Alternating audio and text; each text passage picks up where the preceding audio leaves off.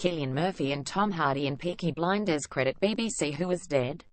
Who was just pretending? And how will the new Labour MP for Birmingham South go down with Jeremy Corbyn? Here's everything that happened in the explosive fourth series finale, titled The Company.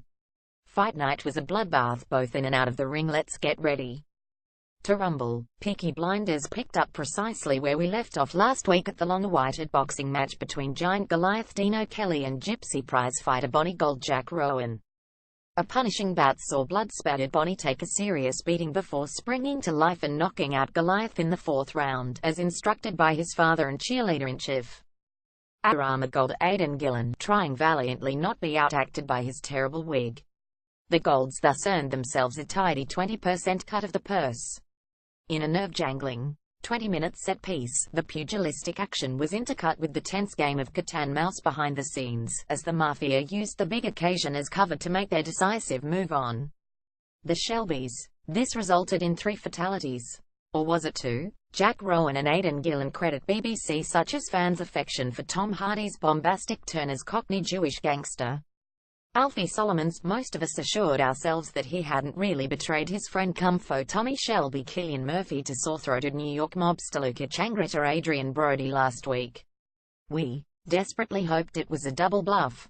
Sadly, it seems not. Alfie let Mafia assassins pose as Goliath's cornermen, which was spotted by Arthur Paul Anderson. They don't know fighters, they're all wrong, but brushed off by the distracted Tommy as drug-fueled paranoia.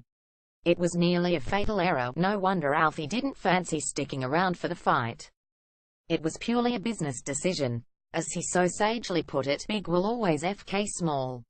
On the verge of retirement, he knew that siding with an organization of a different dimension was potentially more lucrative. But we still can't quite believe this once a trusted ally would so coldly hang the Peaky Blinders out to dry. Was his big FKS small mantra a secret?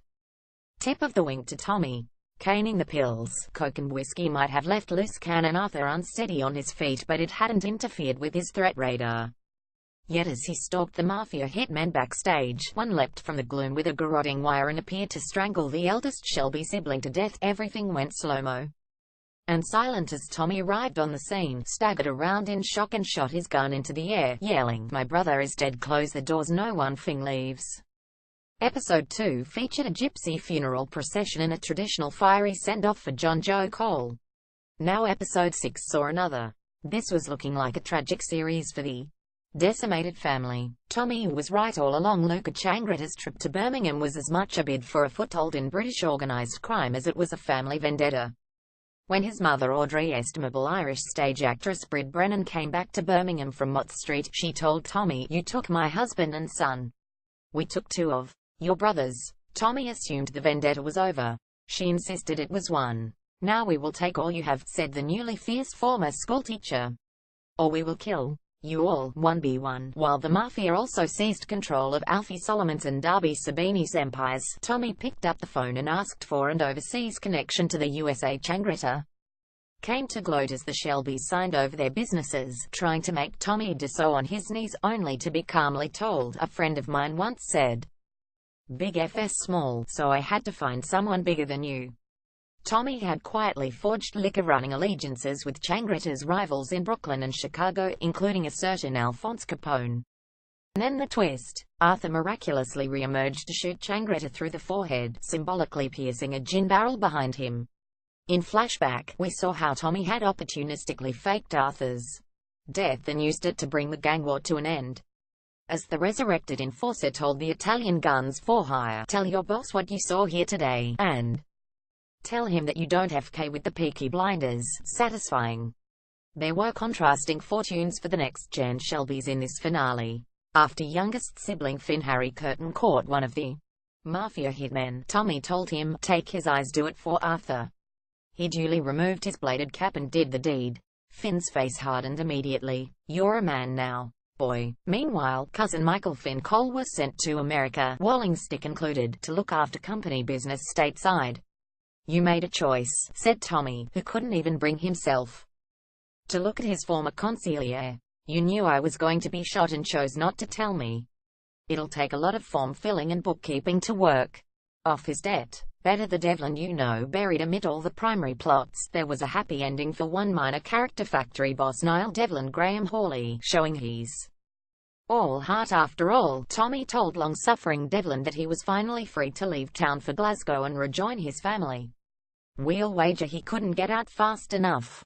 Is Alfie definitely dead? Everyone's favourite Hasidic hoodlum left his rum distillery wired with grenades, as one final two fingers up to Changrita, and retired to Margate, yet Alfie always knew his past would catch up, and Tommy duly arrived for a dreamlike, Western-style duel on the deserted beach which looked a little like nearby Camber Sands to us. Tom Hardy and Cillian Murphy credit BBC. Initially, it seemed that Alfie wouldn't give him satisfaction, too busy chantouring on about how he was riddled with cancer anyway, possibly due to exposure to chemical weapons during the Great War, it goading Tommy to kill him. Alfie then pulled a gun, wounding Tommy before getting shot in the face. So is the Camden Kingpin dead? Did he even have cancer? He lied about being unarmed, and Alfie always had an inflexible relationship with the truth, so it's anyone's guess. We wouldn't be surprised if he reappeared next series with a scar on his left cheek and some colourful fibs about how he got it. Tommy got into bed with communists literally, Sister Ada Sophie Rundle amusingly mocked Tommy's scheme to stop the revolution with his CK, but did he do exactly that? In the midst of the 1926 general strike, he finally earned the trust of real-life union conveyor Jessie Eden Charlie Murphy, telling her, "Your cause is now my cause," and betting her to seal the deal. Once he'd successfully infiltrated Birmingham's communist cell, though, Tommy used his knowledge of the instigators as leverage to strike a deal with the Crown. A dangerous game to play, but so far, it seemed to work out for our conniving anti-hero. Sophie Rundle credit BBC. As Arthur said in his celebratory speech, "Our enemies are gone, dead, all of them. For the first time since me and my two kid brothers enlisted in the Yorkshire Yeomanry, we have peace." Told to take a long overdue holiday by his big brother, it transpired that Tommy wasn't cut out for a life of leisure. Golf was so boring, he flung his clubs down the fairway in fury. Fishing was equally tedious, especially when poachers' gunshots made him dive for cover. He was soon hitting the gin bottle hard, as he slurred to ever-loyal housekeeper Frances Pauline Turner, "I know what this is. It's just myself talking to myself about myself." Tommy finally came to senses when he saw son Charlie looking at his drunken father in fear. "I've learned something," he told Frances. "There's no rest for me in this world. Maybe in the next." Getting back to work with a big idea, Tommy paid a visit to the King's private secretary, Arthur Big Donald Sumter, spotted for the first time since reprieving the Shelbys from the noose in the series' first episode. Tommy offered not just to inform on and undermine those planning armed revolution, but to rise through the ranks of the socialist movement. In a position of influence in his home city, he could be even more used to the establishment. Tommy was duly elected Labour MP for Birmingham South. With smart new haircut and an even smarter new job, Thomas Shelby OBMP has acquired unprecedented legitimacy. Watch out, Westminster, the Peaky Blinders are coming. The best TV shows of 2017. We've had enough death, let's have some life. At the extraordinary general meeting of the Shelby Ladies Club, a gossiping, gin-swigging, nose-powdering session in the ladies' loos. Aunt Pol Helen McCrory laid her hands on Lizzie Stark Natasha O'Keefe and told her she was pregnant with Tommy's daughter. Lizzie got her nice house and financial support, as Tommy promised, but the closing scene hinted that, pleasingly, she might just get something more. We loved how she arrived at victorious Tommy's side, holding the baby, clad in demure pearls and casting a look of disdain at the usurped Jessie Eden, who was left behind on the town hall staircase. "It's our girl, Lizzie. Just don't tell the electorate you're an ex-prostitute. They can be so judgmental." Sophie Rundle, Helen McCrory and Kate Phillips credit BBC. It's been another series of superbly anachronistic music, with the likes of Johnny Cash, Ava Skocker, Iggy Pop, Foals, Savages, The Unthanks and Black Rebel Motorcycle Club providing atmospheric tunes these past 6 weeks. This finale was bookended by a pair of Laura Marling covers, opening with the hip Hampshire folkstress haunting take on Nick Cave's theme song Red Right Hand and closing with her rendition of A Hard Rain's Ag on a Fall by Bob Dylan. In between, we had a bracing blast of Radiohead's Pyramid song during Tommy's breakdown montage. It would all make for one moody mixtape. This was the best series yet.